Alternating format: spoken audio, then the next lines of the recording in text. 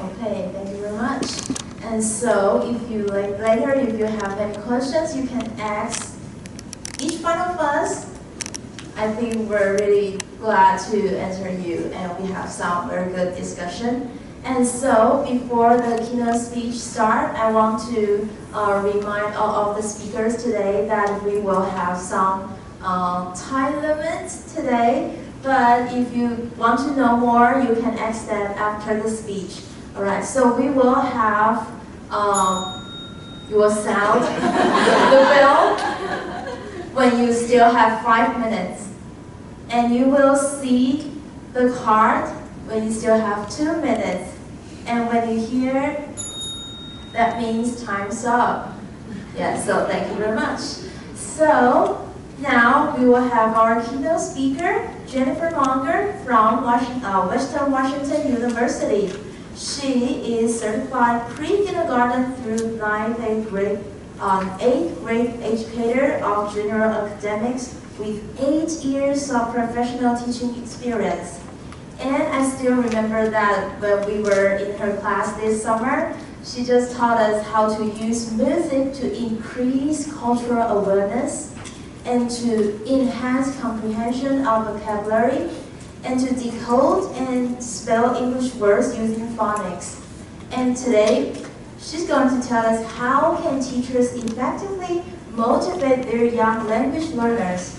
And she shares the creative teaching practices used to engage elementary English students during her participation in NTNU's 2007 Cloud Project, which is we've done until now, and also review some methods that used to design and facilitate personalized student-centered language lesson based on the learner's prior knowledge and curiosity.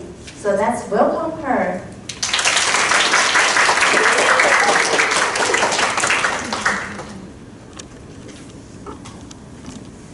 Thank you so much, Heidi, for the kind introduction. I'm so happy to be here in Taiwan.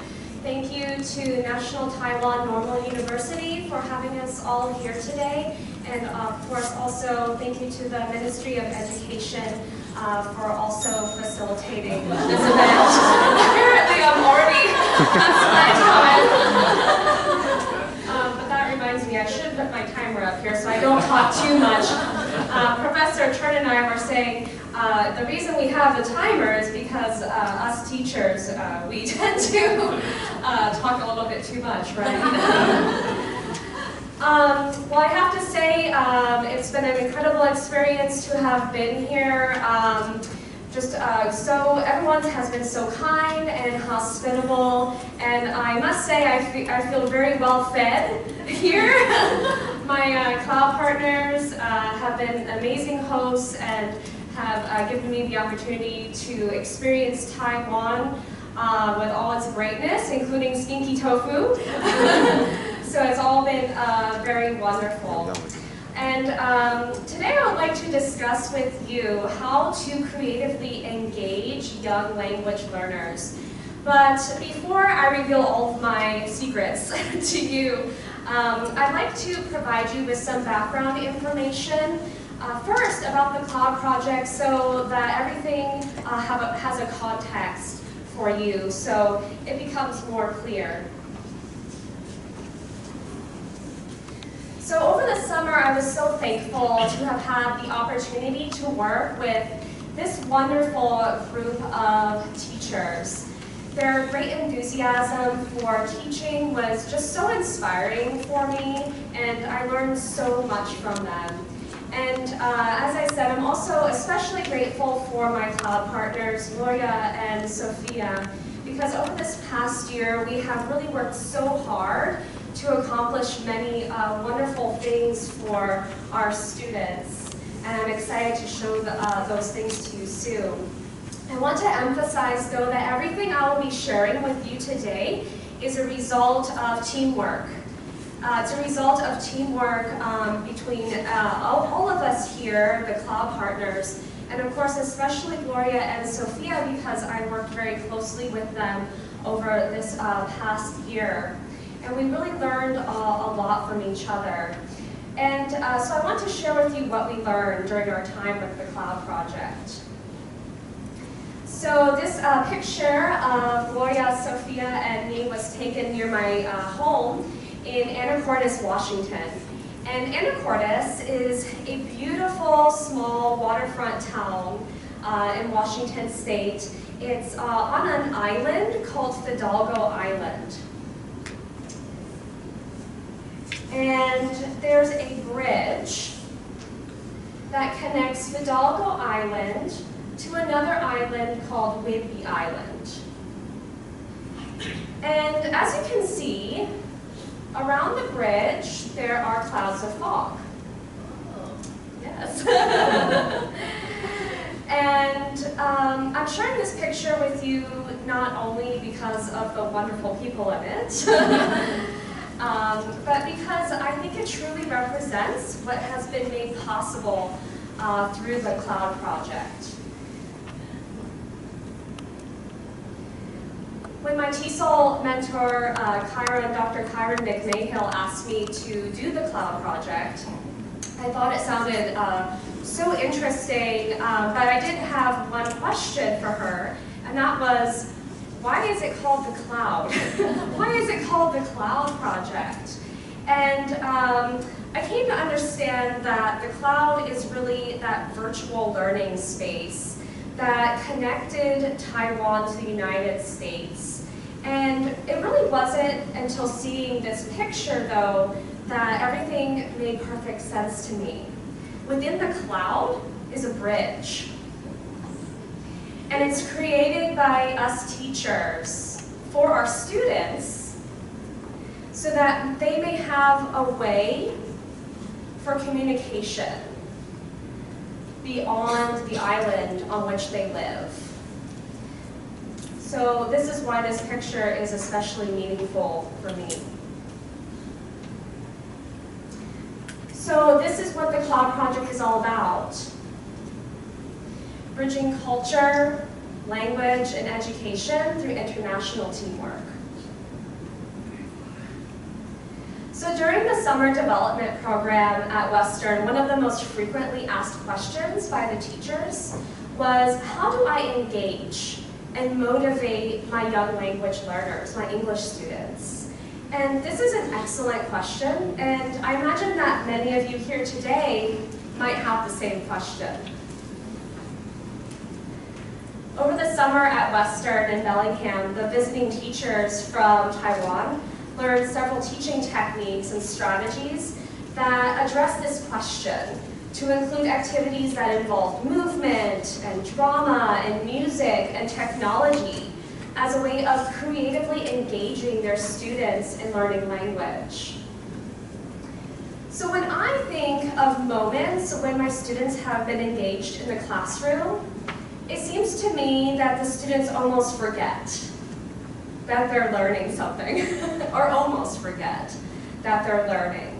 And some of you may know that this is sometimes referred to as intrinsic motivation, where the students are performing a task not because they're forced to, and not because they're doing it for a grade, but because they truly find the activity to be engaging and meaningful to them. They really want to do it. So the students forget that they are learning when they find the task relevant and meaningful to their lives. So during this presentation, I will be sharing with you how my teaching partners and I incorporated some of these strategies and also introduced to you some of the teaching techniques that I have found to be useful during my own teaching experience. So in the spirit of sharing and learning from each other, and also to take a moment to relax a little bit, because I know we are all very nervous, I would like to invite you to participate in one of the activities that my cloud partners and I used this year. And this activity helped us to get a better understanding of our students. What were their needs and interests? And by learning about their needs and interests, we were able to deliver language lessons that were more relevant to them. So the handout that you have been given is entitled KWLQ. And this is a graphic organizer that I have used throughout my years of teaching. This is not something that I invented, but something that I have experience with and something that I feel is effective. And on the chart, you will see 4 columns labeled know, want, learned, and questions. So in a few minutes, I will ask you to fill out part of the KWLQ chart for this presentation. And when you fill out the know column, a question to keep in mind is, what do you already know about engaging your language students? And then when you fill out the want to know column, a question to keep in mind is, what do you want to know about engaging my language students? So at this time, I would like to invite you to fill out the know and want to know column. And you can work on this with a partner or a small group. And if you don't know the person next to you, please feel free to introduce yourselves. And I will also walk around and try to get to know some of you. So Hattie will put on a 5-minute timer for me. Thank you. You may get started.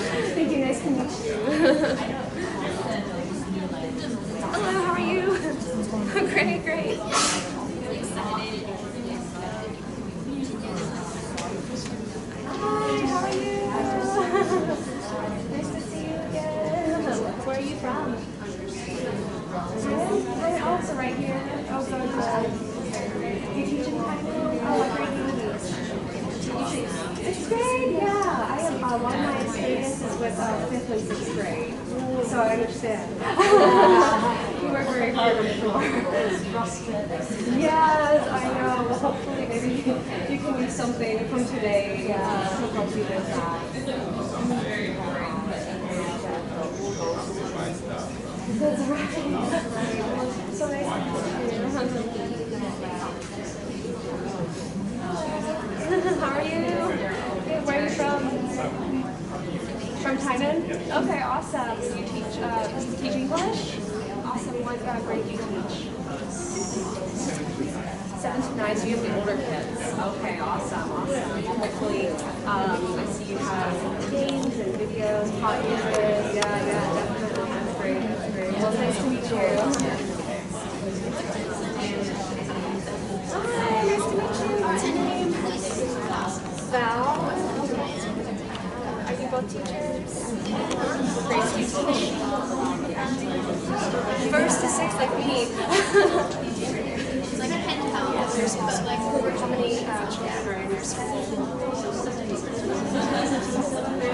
9 to 9. How about you? What grade do you teach? Okay, this is your class. Nice to meet you. Do you have any questions? Oh, good. You don't get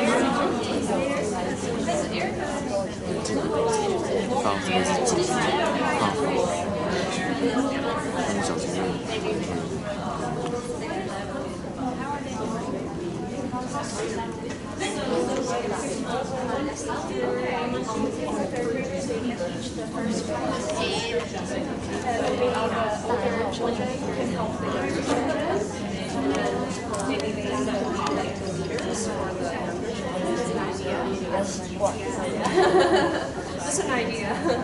Okay.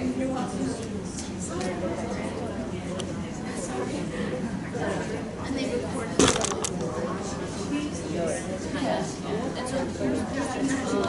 I was able to walk around to many of you. I didn't get to all of you, but it seemed like you were coming up with some really great ideas. I got to know a little bit more about the age levels of the students that you teach. And so thank you for sharing with me your ideas. And I hope that I may attempt to answer some of those questions that you have during this presentation. They say a picture is worth 1,000 words. So to put everything into context, I'd like to show you a video featuring photos and short clips from the Cloud Project experience with Gloria and Sophia's classes. And this video will show you examples of how we creatively engage our English students.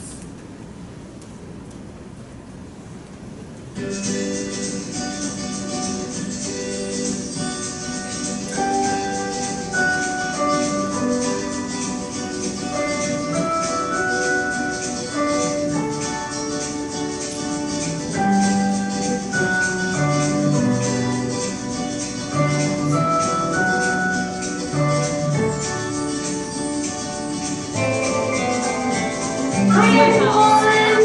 It's my house. How are you?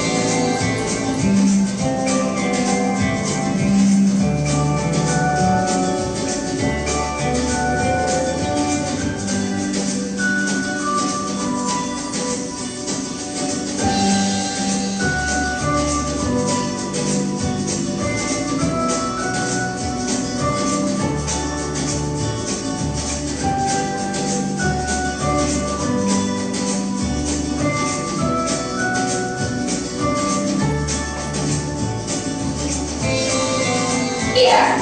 Okay. Where is the sixth string? Okay, perfect. Here.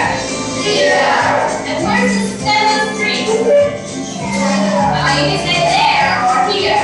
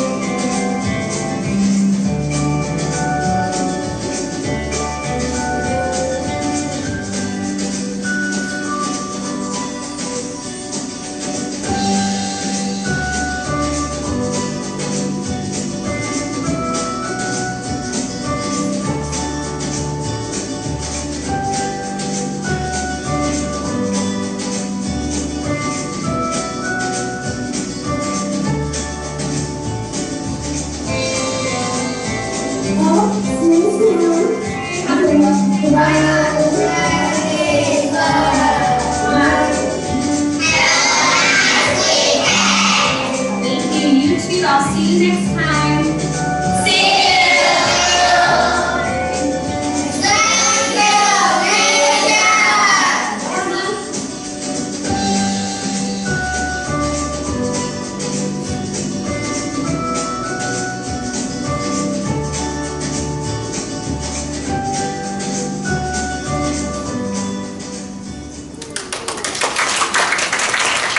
Thank you. The students did such a wonderful job, so I just wanted to share that with you so everything is more in context for you. So today I will be taking you behind the scenes to show you the 4 steps that my cloud partners and I took as we worked to develop these lesson plans that we felt would be engaging for the students. So first, we chose a broad and rich cultural theme. And then we personalized the content based on the students' prior knowledge. Next, we created opportunities for them to learn language outside of the classroom. And lastly, we collected feedback and encouraged the students to ask more questions. For each of our units, we selected a broad theme that pertained to both Taiwanese culture and American culture. And so during this presentation, I will be using a particular theme that I think the students found to be the most interesting. And so I will ask you, can you guess what that theme was? If you said food, you were correct. And more specifically, they were very curious about American foods. So now that we had our theme selected, we were ready for step 2, gathering information that told us more about the prior knowledge and personal interests of the students. We asked ourselves the following questions. What do the students already know? What do the students want to know?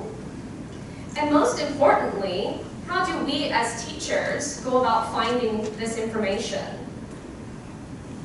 So at this stage, we became researchers in a sense, because we wanted to find out about our students' backgrounds, about their family life, about their interests, prior knowledge, talents, and the things they were really curious about.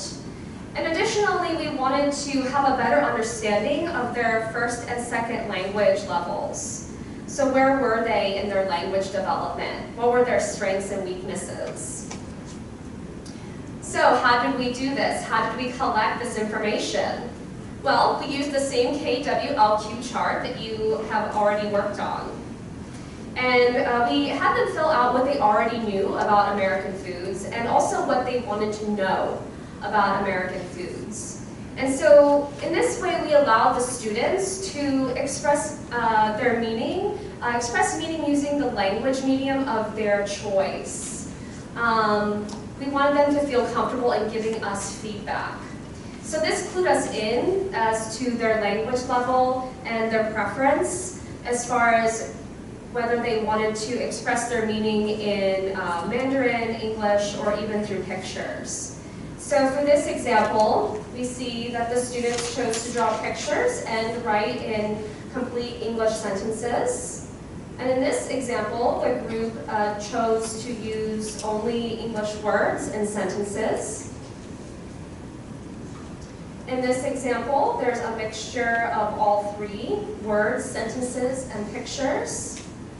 And in this example, the students gave us feedback in Mandarin, and the translation was written by the teacher for my benefit. And so this feedback also revealed to us a desire for the students to really want to communicate with a foreigner personally. You can see that they're asking me questions by name. What does Jennifer like to eat? What does Jennifer eat for breakfast? So we discovered that there was a desire for true, authentic, personal communication. So for this activity, we allowed the students to work in groups. You could certainly have the students work individually. We decided to have them work in groups because we thought this further promoted engagement. And so after the students completed the know and want to know portions of the chart, we were then able to use this information to design our lessons based on the students' prior knowledge. And so we use this as a warm-up for each of our lessons, which included using the students' own words at the beginning to start the dialogue. And so I will show you a short video clip of what this looked like.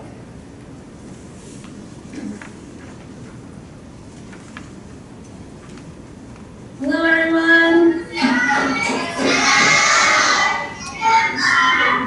How are you?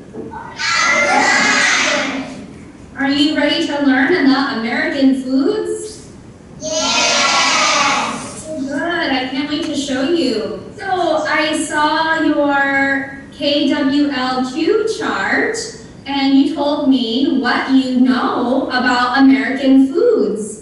And you told me that you know about hot dogs and fried chicken and French fries and nuggets. Do you go to McDonald's there?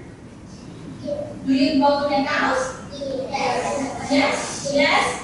McDonald's? Chicken nuggets, right? Do you like it? Yes! So we used their own questions to develop our language and functional objectives that were based on their interests. I will show you a short video clip of what that looked like.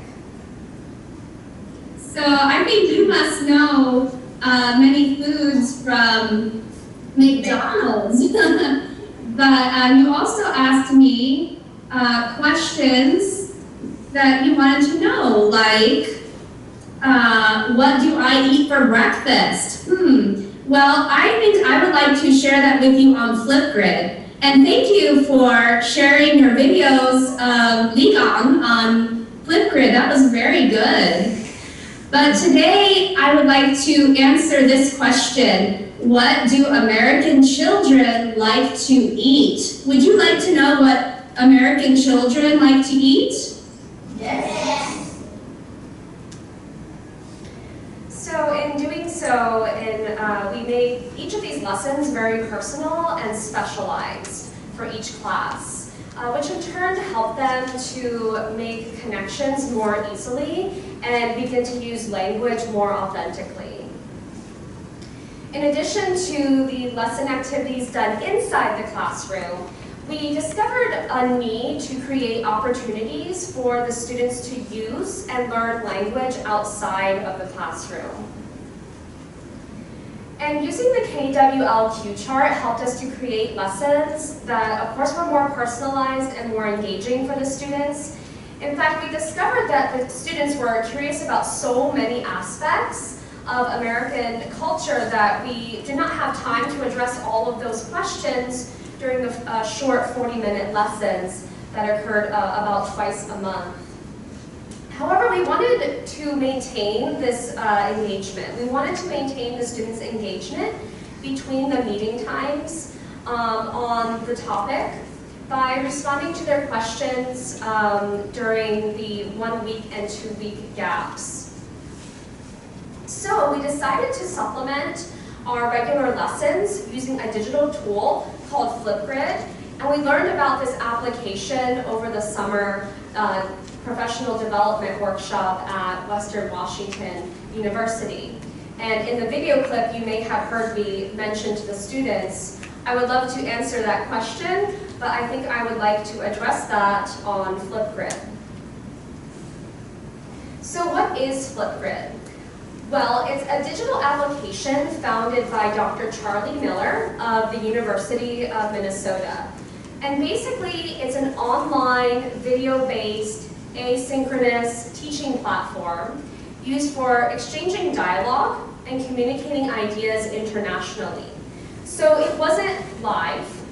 The students could take their time in practicing and developing their videos. And this was also beneficial because of the time difference between Taiwan and the US. And if you're interested in learning more about Flipgrid, the website is flipgrid.com.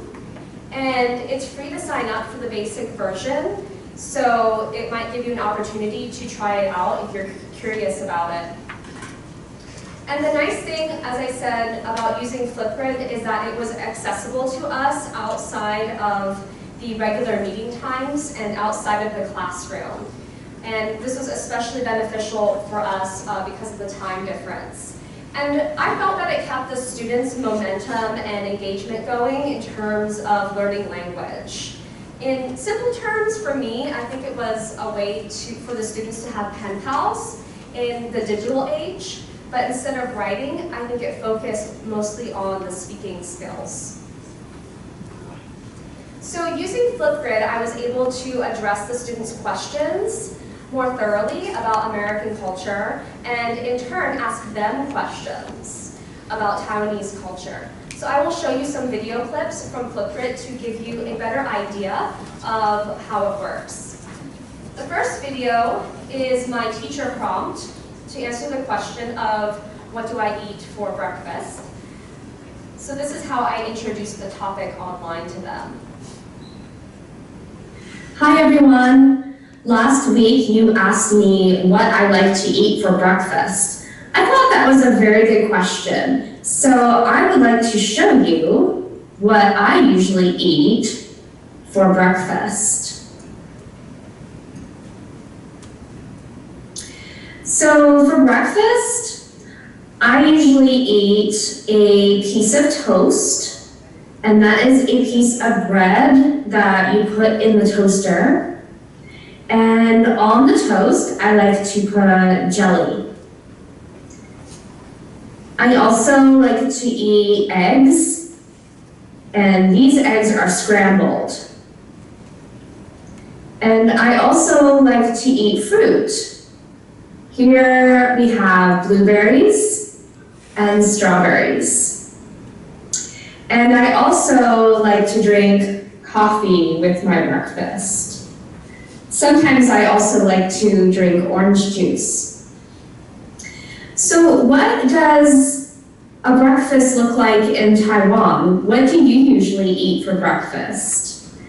What foods are popular in Taiwan? I would be really interested to see what the foods in Taiwan look like. And I'm very curious to know what you eat for breakfast. Well, thanks so much, and I'll see you later. Bye. ways really for the students to respond to my prompt. And one of the ways was individually. In other words, the students could respond to me at any point outside of the classroom time to respond to me independently. So I'll show you what an individual student response looks like. Hello, Miss Jennifer. This is MOE-NTNU. And this is primary education. And this is soybean milk. We like to clean them with soy sauce.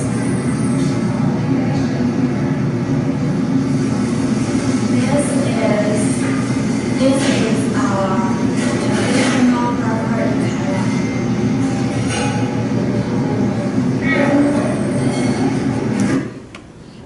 So as you can see, it gave the students motivation to kind of come out of their shell and practice their language with a foreigner.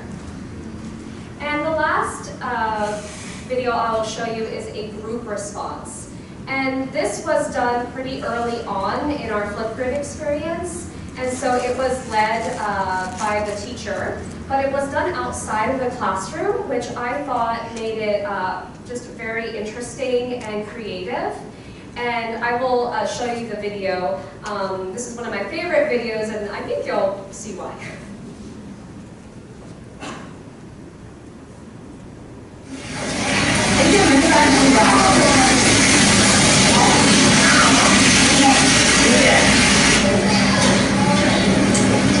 Hi, Jennifer. This is stinky tofu.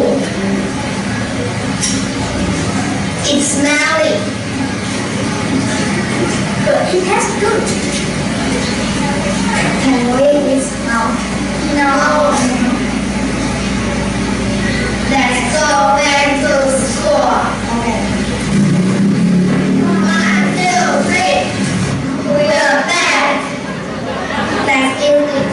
It's crunchy outside. It's soft inside. This is kimchi and sticky tofu.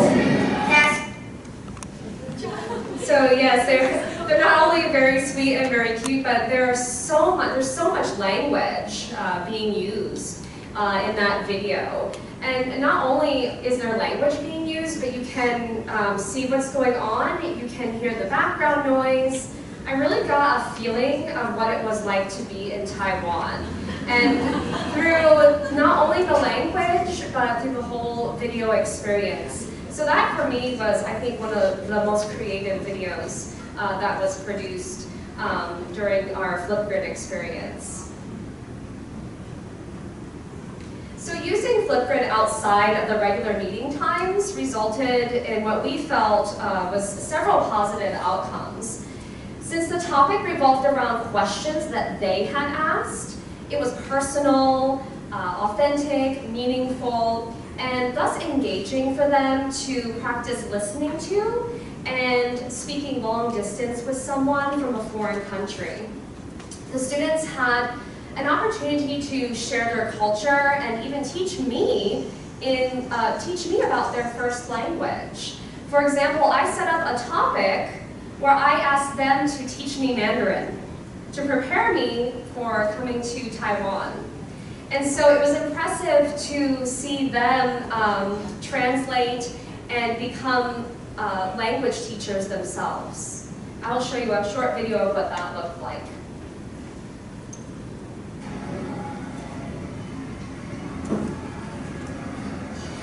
I'm sorry. It's okay.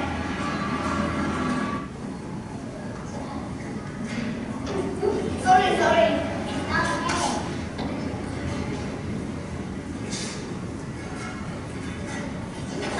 I'm sorry. It's okay.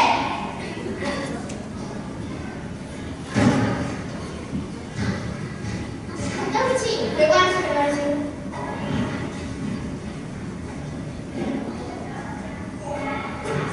对不起，没关系。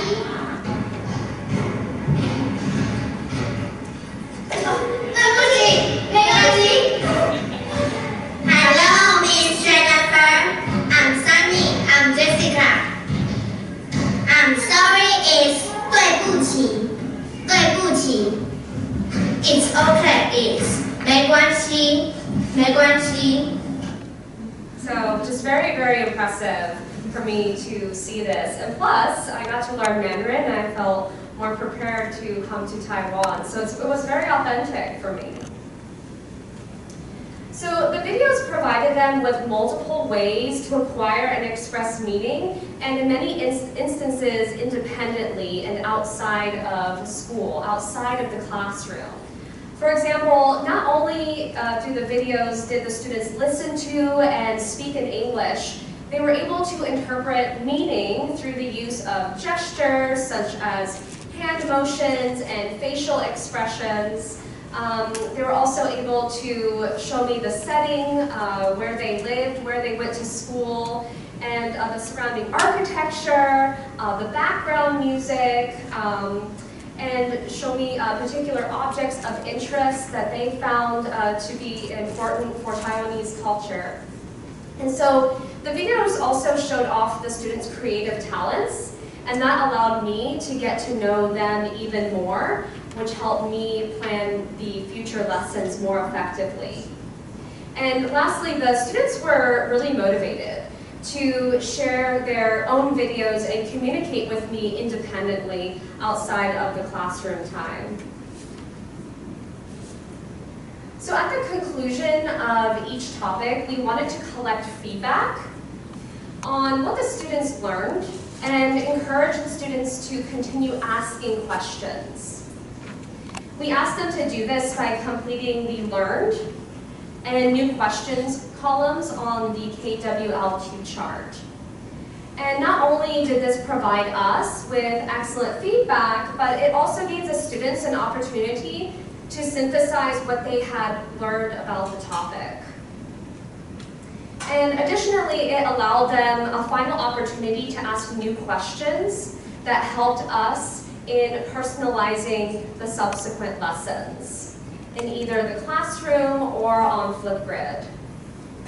And I think that the KWLQ chart could also give you information as to what future projects the students might be interested in, or maybe activities in writing. So lots of possibilities. It's about you getting information from your students. So your homework assignment, if you choose to accept, will be to complete the learned and new questions portion of your KWLQ chart. So what have you learned about engaging young language learners? And what new questions do you have? And I think actually we might have a few minutes for you to work on that now so that you don't have as much homework.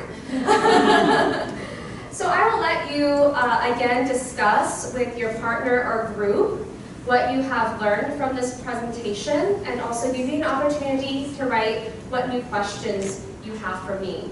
So Heidi, let's do 2 minutes. Thank you.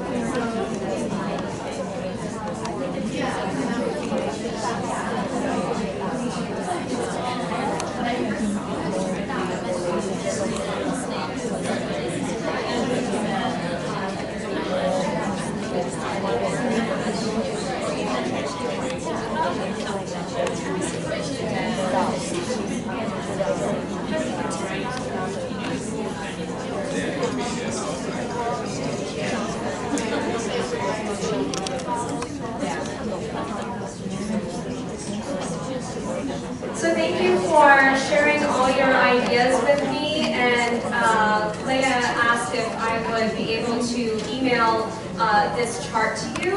And so I think I will try to make that available to everybody. I will ask maybe Kevin how to do that, but you may write down my email address, jpmonger@iu.edu. So if you have any questions for me, or if you would like any of my materials or PowerPoint, I would be happy to provide that to you.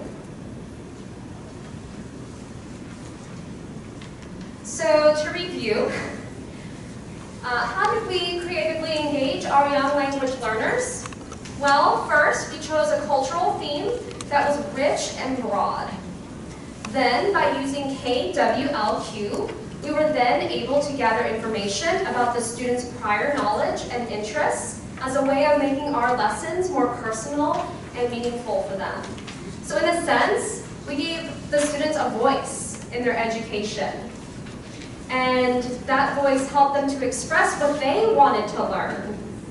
And we were then able to shape our language objectives around their interests. Next, we gave the students opportunities for authentic learning by letting them practice using language outside of the classroom. Remember, you want to make them feel like they're forgetting that they're learning sometimes. So taking them out of their desks, taking them out of the classroom can be an engaging opportunity for them to do that. So in this case, we used Flipgrid as a digital tool that allowed them to be creative. And that gave them a chance to communicate with a foreigner and learn more about another culture, and also to communicate with the foreigner about their own culture. And lastly, we collected feedback and encouraged the students to ask questions in a way of initiating conversations. In other words, the learning and the lessons became more of a conversation for them.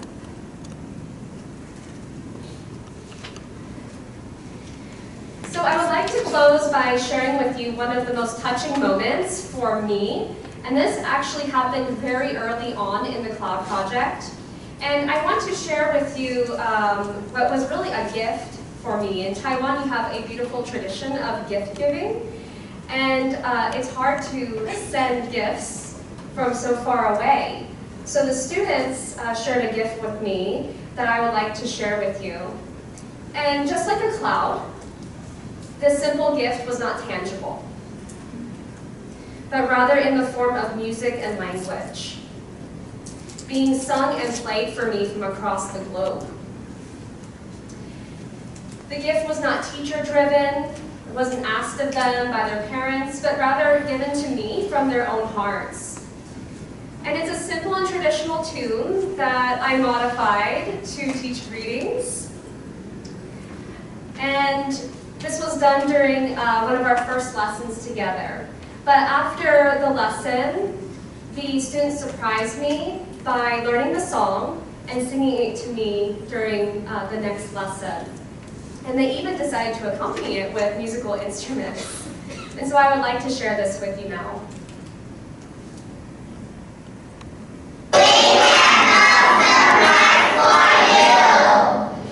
Ready? Go.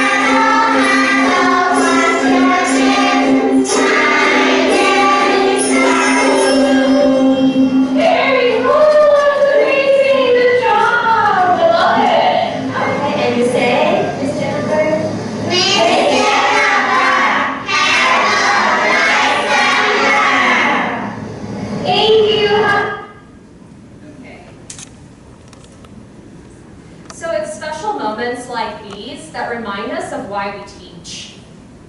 It's our students who inspire us, and it's their voices we should continue to listen to. You as their teachers, are the ones who continue to use your students' voices to build bridges that lead them to success. And as Greek writer Nikos Kazantzakis so eloquently expressed, true teachers are those who use themselves as bridges over which they invite their students to cross. Then, having facilitated their crossing, joyfully collapse, encouraging them to create their own. Thank you so much.